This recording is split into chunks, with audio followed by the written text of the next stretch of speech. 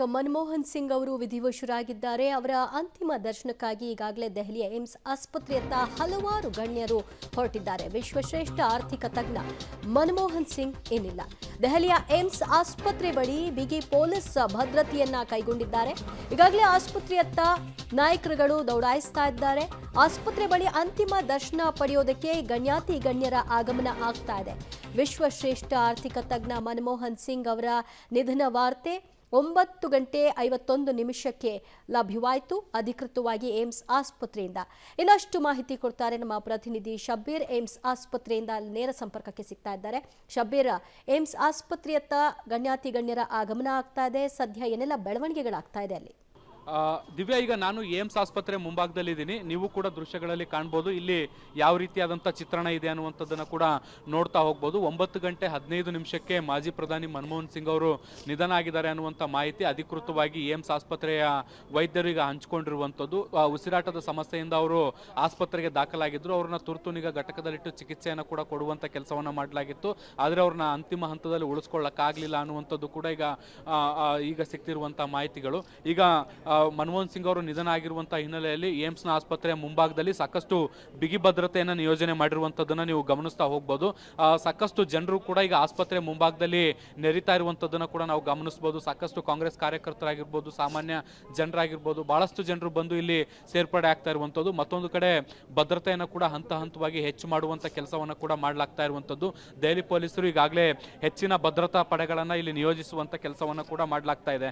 ಯಾಕೆಂದ್ರೆ ಮಾಜಿ ಪ್ರಧಾನಿಯಾಗಿರುವಂಥ ಹಿನ್ನೆಲೆಯಲ್ಲಿ ಆಸ್ಪತ್ರೆಗೆ ಬಹಳ ದೊಡ್ಡ ಪ್ರಮಾಣದಲ್ಲಿ ಗಣ್ಯರು ಈಗ ಬರಲಿಕ್ಕೆ ಶುರು ಮಾಡ್ತಾರೆ. ಹೀಗಾಗಿ ಭದ್ರತೆಯ ದೃಷ್ಟಿಯಿಂದ ಅಲ್ಲಿ ಲೋಪಗಳು ಆಗಬಾರದು ಅನ್ನುವಂಥ ಕಾರಣಕ್ಕೆ ಈಗ ಭದ್ರತೆಯನ್ನು ಕೂಡ ಹೆಚ್ಚು ಮಾಡುವಂಥ ಕೆಲಸವನ್ನು ಕೂಡ ಮಾಡಲಾಗ್ತಾ ಇದೆ. ಪ್ರಧಾನಿ ನರೇಂದ್ರ ಮೋದಿ ಅವರು ಕೂಡ ಏಮ್ಸ್ ಆಸ್ಪತ್ರೆಗೆ ಭೇಟಿ ನೀಡಬಹುದು ಅನ್ನುವಂಥ ಮಾಹಿತಿಗಳು ಕೂಡ ಈಗ ಸದ್ಯಕ್ಕೆ ಲಭ್ಯ ಆಗ್ತಾ ಇರುವಂಥದ್ದು. ಹೀಗಾಗಿ ಭದ್ರತೆಯನ್ನು ಹಂತ ಹಂತವಾಗಿ ಹೆಚ್ಚು ಮಾಡುವಂಥ ಕೆಲಸವನ್ನು ಕೂಡ ಮಾಡಲಾಗ್ತಾ ಇದೆ. ಆದರೆ ಎಷ್ಟೊತ್ತಿಗೆ ಬರ್ತಾರೆ ಅನ್ನುವಂಥದ್ದು ಇನ್ನೂ ಕೂಡ ಖಚಿತ ಆಗಿಲ್ಲ. ಆದರೆ ಅವರು ಬರ್ಬೋದು ಅನ್ನುವಂಥ ಮಾಹಿತಿಗಳು ಕೂಡ ಈಗ ಸದ್ಯಕ್ಕೆ ಸಿಗ್ತಾ ಇರುವಂಥದ್ದು. ಹೀಗಾಗಿ ಏಮ್ಸ್ ಆಸ್ಪತ್ರೆ ಮುಂಭಾಗದಲ್ಲಿ ಜನಜುಂಗುಳಿ ಏರ್ಪಡ್ತಾ ಇರುವಂಥದ್ದನ್ನು ಕೂಡ ನಾವು ಗಮನಿಸ್ತಾ ಇದ್ದೀವಿ. ಈಗಾಗಲೇ ಮತ್ತೊಂದು ಕಡೆ ಕಾಂಗ್ರೆಸ್ ನಾಯಕರು ಕೂಡ ಯಾರು ಬೆಳಗಾವಿಯಲ್ಲಿದ್ದರು ಅವರೆಲ್ಲರೂ ಕೂಡ ವಿಶೇಷ ವಿಮಾನದ ಮೂಲಕ ಈಗ ಸದ್ಯಕ್ಕೆ ದೆಹಲಿಗೆ ಬರ್ತಾ ಇದ್ದಾರೆ.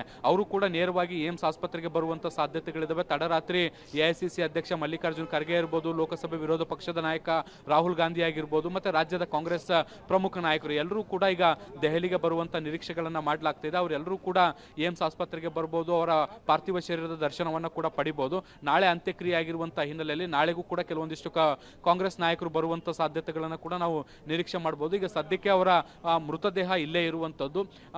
ಇನ್ನು ಸ್ವಲ್ಪ ಹೊತ್ತಿನ ಬಳಿಕ ಅಂದ್ರೆ ಕೆಲವೊಂದಿಷ್ಟು ಪ್ರಮುಖ ಗಣ್ಯರು ಬಂದು ಅವರ ಪಾರ್ಥಿವ ಶರೀರದ ದರ್ಶನ ಮಾಡಿದ ಬಳಿಕ ಇಲ್ಲಿಂದ ಅವರ ನಿವಾಸಕ್ಕೆ ಮೃತದೇಹವನ್ನ ರವಾನಿಸುವಂತ ಸಾಧ್ಯತೆಗಳನ್ನು ಕೂಡ ನಿರೀಕ್ಷೆ ಮಾಡಲಾಗ್ತಾ ಇದೆ. ದಿವ್ಯಾ, ಓಕೆ, ಅವರು ತಮ್ಮ ಪತ್ನಿ ಮತ್ತು 3 ಪುತ್ರಿಯರನ್ನ ಅಗಲಿದ್ದಾರೆ. ಅವರ ಕುಟುಂಬಸ್ಥರು ಎಲ್ಲರೂ ಕೂಡ ಈಗ ಆಸ್ಪತ್ರೆಯಲ್ಲೇ ಇದ್ದಾರಾ? ಅವರ ಕುಟುಂಬದ ಕುರಿತಾಗಿ ಏನು ಅಪ್ಡೇಟ್ಸ್ ಲಭ್ಯವಾಗ್ತಾ ಇದೆ ಶಬ್ಬೀರ್? ಸದ್ಯಕ್ಕೆ ಅವರ ಪತ್ನಿ ಮತ್ತೆ ಕುಟುಂಬಸ್ಥರು ಈಗ ಸದ್ಯಕ್ಕೆ ಆಸ್ಪತ್ರೆಯಲ್ಲೇ ಇದ್ದಾರೆ ಅನ್ನುವಂಥ ಮಾಹಿತಿಗಳಿದ್ದಾವೆ. ಇದ್ರ ಜೊತೆಗೆ ಸಂಸದೆ ಪ್ರಿಯಾಂಕಾ ಗಾಂಧಿ ಕೂಡ ಆಸ್ಪತ್ರೆಗೆ ಆಗಮಿಸಿದ್ದಾರೆ. ಅವರು ಕೂಡ ಈಗ ಸದ್ಯಕ್ಕೆ ಒಳಗಡೆಗೆ ಇರುವಂಥದ್ದು. ಪ್ರಮುಖ ಗಣ್ಯರು ಕೂಡ ಬರ್ತಾ ಇರುವಂಥ ಹಿನ್ನೆಲೆಯಲ್ಲಿ ಪ್ರಮುಖ ನಾಯಕರೆಲ್ಲರೂ ಕೂಡ ಈಗ ಯಾರು ದೆಹಲಿಯಲ್ಲಿದ್ದರು ಅವರೆಲ್ಲರೂ ಕೂಡ ಏಮ್ಸ್ ಆಸ್ಪತ್ರೆಯನ್ನು ತಲುಪಿದ್ದಾರೆ. ಈಗಿರುವಂಥ ಮಾಹಿತಿಗಳ ಪ್ರಕಾರ ಮನಮೋಹನ್ ಸಿಂಗ್ ಅವರ ಕುಟುಂಬಸ್ಥರು ಮತ್ತೆ ಪ್ರಿಯಾಂಕಾ ಗಾಂಧಿ ಅವರು ಇವರು ಎಲ್ಲರೂ ಕೂಡ ಈಗ ಒಳಗಡೆ ಇದ್ದಾರೆ ಅನ್ನುವಂಥ ಮಾಹಿತಿಗಳು ಕೂಡ ಬರ್ತಾ ಇದ್ದಾವೆ. ಸೋನಿಯಾ ಗಾಂಧಿ ಅವರು ಕೂಡ ಭೇಟಿ ಕೊಡ್ಬೋದು ಅಂತ ಹೇಳಲಾಗ್ತಾ ಇದೆ. ಇನ್ನೂ ಕೂಡ ಅದು ಖಚಿತ ಆಗಿಲ್ಲ. ಅವರು ಕೂಡ ಇಲ್ಲಿ ಬಂದು ಭೇಟಿಯನ್ನು ಕೊಡ್ಬೋದು, ಅವರ ಪಾರ್ಥಿವ ಶರೀರದ ದರ್ಶನವನ್ನು ಕೂಡ ಮಾಡ್ಬೋದು ಅನ್ನುವಂಥ ಮಾಹಿತಿಗಳು ಕೂಡ ಈಗ ಸದ್ಯಕ್ಕೆ ಸಿಗ್ತಾ ಇದ್ದಾವೆ. ದಿವ್ಯಾ, ಥ್ಯಾಂಕ್ ಯು ಶಬ್ಬೀರ್ ನಿಮ್ಮೆಲ್ಲ ಮಾಹಿತಿಗೆ. ಇದು ದೆಹಲಿಯ ಏಮ್ಸ್ ಆಸ್ಪತ್ರೆಯಿಂದ ನಮ್ಮ ಪ್ರತಿನಿಧಿ ಶಬ್ಬೀರ್ ಲೈವ್ ಮಾಹಿತಿಯನ್ನು ಕೊಡ್ತಾ ಇದ್ರು. ಸದ್ಯ ಇಲ್ಲಿವರೆಗೂ ಕೆಲ ರಾಜಕೀಯ ನಾಯಕರುಗಳ ಆಗಮನ ಆಗಿದೆ. ಅವರು ಪಾರ್ಥಿವ ಶರೀರದ ದರ್ಶನವನ್ನು ಪಡಿತಾ ಇದ್ದಾರೆ. ಅವರ ಕುಟುಂಬಸ್ಥರೆಲ್ಲರೂ ಕೂಡ ಆಸ್ಪತ್ರೆಯಲ್ಲೇ ಇದ್ದಾರೆ. ಇನ್ನೇನು ಕೆಲವೇ ಹೊತ್ತುಗಳಲ್ಲಿ ಪ್ರಧಾನಿ ನರೇಂದ್ರ ಮೋದಿ ಅವರ ಆಗಮನ ಆಗಬಹುದು ಅನ್ನುವಂತಹ ನಿರೀಕ್ಷೆಯನ್ನು ಕೂಡ ಮಾಡಲಾಗ್ತಾ ಇದೆ. ಆದರೆ ಅದರ ಕುರಿತಾಗಿ ಇನ್ನೂ ಕೂಡ ಯಾವುದೇ ಅಧಿಕೃತ ಮಾಹಿತಿ ಇಲ್ಲ. ಬಟ್ ಚಾನ್ಸಸ್ ಇದೆ ಅಂತ ಭಾರೀ ಭದ್ರತೆಯನ್ನ ನಿಯೋಜನೆ ಮಾಡಿರೋದ್ರಿಂದ ಹೇಳಲಾಗ್ತಾ ಇದೆ. ಸಹಜವಾಗಿ ಮಾಜಿ ಪ್ರಧಾನಿಯ ನಿಧನ ಹಿನ್ನೆಲೆಯಲ್ಲಿ ಅಲ್ಲಿ ಬಿಗಿ ಭದ್ರತೆಯನ್ನ ಕೈಗೊಳ್ಳಲಾಗಿದೆ. ಏಮ್ಸ್ ಆಸ್ಪತ್ರೆಯ ಸುತ್ತ ಪೊಲೀಸರನ್ನ ನಿಯೋಜನೆ ಮಾಡಿದ್ದಾರೆ. ಹಲವಾರು ಸಂಖ್ಯೆಯಲ್ಲಿ ಗಣ್ಯಾತಿ ಗಣ್ಯರು ಅವರ ಅಂತಿಮ ದರ್ಶನಕ್ಕಾಗಿ ನೇರ ಆಸ್ಪತ್ರೆಗೆ ಬರುವಂತಹ ಸಾಧ್ಯತೆ ಹಿನ್ನೆಲೆಯಲ್ಲಿ ಎಲ್ಲಾ ರೀತಿಯಾದಂತಹ ಕ್ರಮವನ್ನು ಕೈಗೊಳ್ಳಲಾಗಿದೆ. ಮಗದೊಂದು ಕಡೆಯಲ್ಲಿ ಬೆಳಗಾವಿಯಲ್ಲಿದ್ದಂತಹ ರಾಹುಲ್ ಗಾಂಧಿ, ಎಐಸಿಸಿ ಅಧ್ಯಕ್ಷ ಮಲ್ಲಿಕಾರ್ಜುನ ಖರ್ಗೆ ಇವರೆಲ್ಲರೂ ಕೂಡ ವಿಮಾನ ನಿಲ್ದಾಣಕ್ಕೆ ಆಗಮನ ಆಗಿದೆ. ಅವರು ಕೂಡ ಈಗ ದೆಹಲಿಗೆ ತೆರಳುತ್ತಾ ಇದ್ದಾರೆ. ನಿಧನದ ವಾರ್ತೆ ತಿಳಿತಿದ್ದ ಹಾಗೆ ಅವರೆಲ್ಲ ಕಾರ್ಯಕ್ರಮಗಳನ್ನು ಮೊಟಕುಗೊಳಿಸಿದ್ದಾರೆ. ನಾಳಿನ ಕಾರ್ಯಕ್ರಮವನ್ನು ಕೂಡ ಸ್ಥಗಿತ ಮಾಡಲಾಗಿದೆ.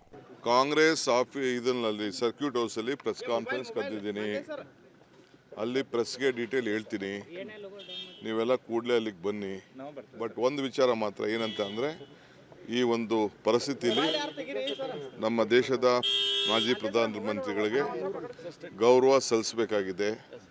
ಆ ದೃಷ್ಟಿಯಿಂದ ಈ ಕಾರ್ಯಕ್ರಮನ ನಾವು ನಡೆಸಲಿಕ್ಕೆ ಆಗ್ತಾ ಇಲ್ಲ. ಬೇರೆ ಏನೇನು ನಾವು ಕಾರ್ಯಕ್ರಮ ಯಾವ ರೀತಿ ಮುಂದಕ್ಕೆ ಏನು ಮಾಡ್ತೀವಿ ಅಂತ ನಾನು ಅಲ್ಲಿ ಪ್ರೆಸ್ ಕಾನ್ಫರೆನ್ಸ್ ಕರೆದಿದ್ದೀನಿ, ಅಲ್ಲಿ ನಾನು ತಿಳಿಸ್ತೀನಿ. ಎಲ್ಲ ಮಾತಾಡ್ತೀನಿ. ಡಿಸಿಎಂ ಡಿಕೆ ಶಿವಕುಮಾರ್ ಅವರು ಎಲ್ಲ ಕಾರ್ಯಕ್ರಮಗಳನ್ನ ನಾವು ರದ್ದು ಮಾಡಿಕೊಂಡಿದ್ದೀವಿ. ಈಗ ಮಾಜಿ ಪ್ರಧಾನಿ ಮನಮೋಹನ್ ಸಿಂಗ್ ಅವರಿಗೆ ಗೌರವವನ್ನು ಸಲ್ಲಿಕೆ ಮಾಡುವಂತಹ ನಿಟ್ಟಿನಲ್ಲಿ ಏನೆಲ್ಲ ಕ್ರಮಗಳನ್ನ ತೆಗೆದುಕೊಳ್ತೀವಿ ಅದು ಮುಂದಿನ ಹಂತಗಳಲ್ಲಿ ಅಪ್ಡೇಟ್ ಮಾಡ್ತೀವಿ ಅಂತ ಹೇಳಿದ್ದಾರೆ. ಹಲವಾರು ನಾಯಕರುಗಳು ಈಗ ಬೆಳಗಾವಿಯಿಂದ ನೇರ ವಿಮಾನ ನಿಲ್ದಾಣದತ್ತ ಹೊರಡ್ತಾ ಇದ್ದಾರೆ. ದೆಹಲಿಗೆ ತಲುಪಿದ ನಂತರದಲ್ಲಿ ಮನಮೋಹನ್ ಸಿಂಗ್ ಅವರ ಅಂತಿಮ ದರ್ಶನವನ್ನ ಮಾಡಲಿದ್ದಾರೆ.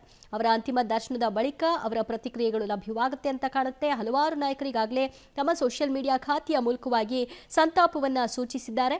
ಸಿಎಂ ಸಿದ್ದರಾಮಯ್ಯನವರು ಕೂಡ ಮಾಜಿ ಪ್ರಧಾನಿ ಮನಮೋಹನ್ ಸಿಂಗ್ ಅವರ ನಿಧನದ ವಿಚಾರವಾಗಿ ದುಃಖಿತರಾಗಿದ್ದಾರೆ. ಅಪಾರ ಜ್ಞಾನ, ದೂರದೃಷ್ಟಿಯ ಆಲೋಚನೆ ಹಾಗೂ ಸಮರ್ಥ ನಾಯಕತ್ವವು ಭಾರತದ ನೆಲದಲ್ಲಿ ಅಮರವಾಗಿರುತ್ತೆ ಅಂತ ಅವರು ಹೇಳಿದ್ದಾರೆ. ಮನಮೋಹನ್ ಸಿಂಗ್ ಅವರು ಪ್ರಧಾನಿಯಾಗಿದ್ದಾಗ ನಾನು ಮೊದಲ ಬಾರಿಗೆ ಮುಖ್ಯಮಂತ್ರಿಯಾಗಿ ಅಧಿಕಾರ ವಹಿಸಿಕೊಂಡೆ. ಈ ಸಂದರ್ಭದಲ್ಲಿ ನಮ್ಮ ಸರ್ಕಾರದ ಯೋಜನೆಗಳಿಗೆ ಅವರಿಂದ ದೊರೆತ ಮಾರ್ಗದರ್ಶನ ಹಾಗೂ ಬೆಂಬಲವನ್ನ ಸ್ಮರಿಸ್ತೀನಿ ಅಂತ ಹೇಳಿದ್ದಾರೆ.